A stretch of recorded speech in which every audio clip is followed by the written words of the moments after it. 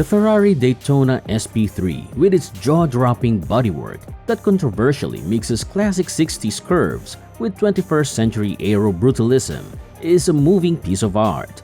This car proudly shows why someone would spend more than $2.2 million on an open-top Ferrari.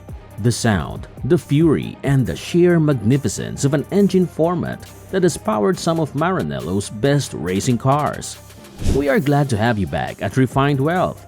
This video will introduce you to the new Ferrari Daytona SP3 Hypercar that will probably leave your jaw dropping. Did you know that you don't have to go through pain to enjoy art?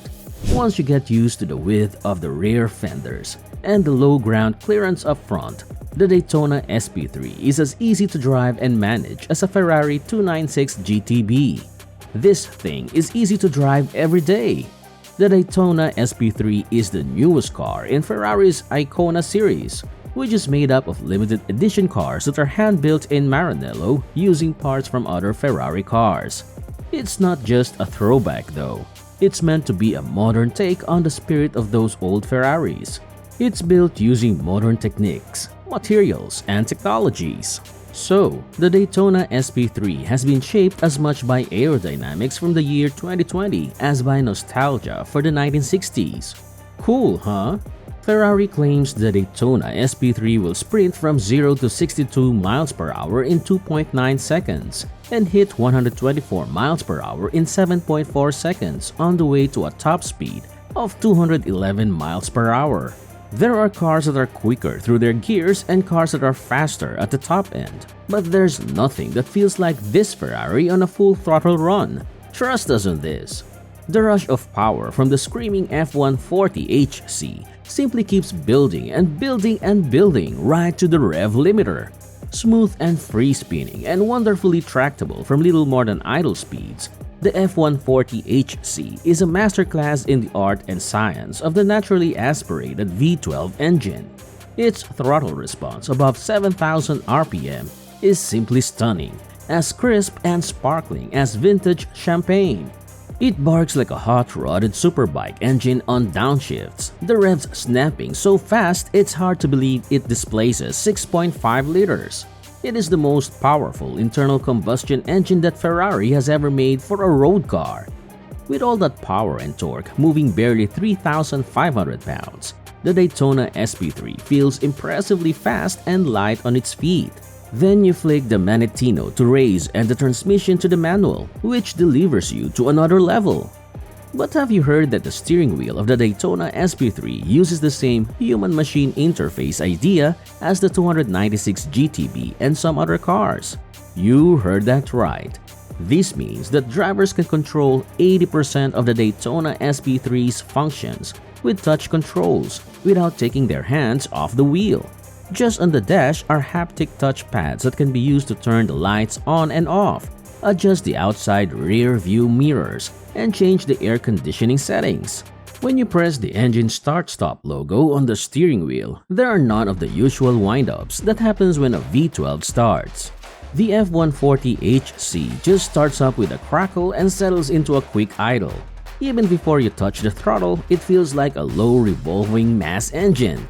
But how about its interior? Is it as powerful as the engine? In the Daytona SP3, you sit low and close to the middle of the car, just like in a sports prototype racer. The seats are fixed with their fundamental shape built into and covered with foam from the center composite tub. As you can probably see, the Alcantara on the driver's seat spills over the old center console and onto the passenger seat, making it look almost like a fancy bench seat. Two thin headrests are shaped like wings and are ready to hold a crash helmet. Alcantara is used for the door pads and the dashboard, and there are small mats on the floors. Almost everything else is just plain carbon fiber. By pulling on a nylon strap at the front of the seat, between your legs, you can move the pedal box forward and backward.